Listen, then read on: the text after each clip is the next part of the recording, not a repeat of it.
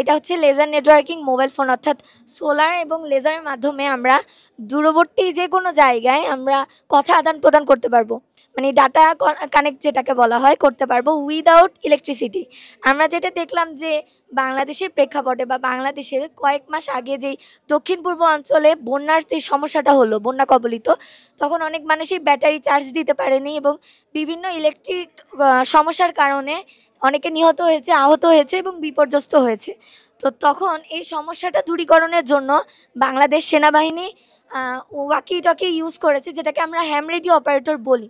তো এটার কিছু লিমিটেশন আছে, যেমন খুবই হ্যাসেল হয়, লাইসেন্স লাগে, যার জন্য 4-5টা ধাপ রয়েছে, এবং এটার যেই টাকার অ্যামাউন্টটা কেনার জন্য কস্টটা, ওইটা হচ্ছে সর্বনিম্ন 5,000 টাকা, এবং আপনি সর্বোচ্চ 3 ঘন্টা ইউজ করতে পারবেন। কিন্তু আমাদের এই ডিভাইসটা অর্থাৎ লেজার নেটওয়ার্কিং মোবাইল ফোনটা আপনারা 350 টাকায় পেয়ে যাবেন। এবং এই লেজার নেটওয়ার্কিং মোবাইল ফোনটা এখন পর্যন্ত আমরা তৈরি করার পরে 46 দিন আমরা ইউজ করেছি কোনো প্রকার চার্জ ছাড়া, এবং কারণ এখানে লিথিয়াম আয়ন ব্যাটারি ইউজ করা হয়েছে।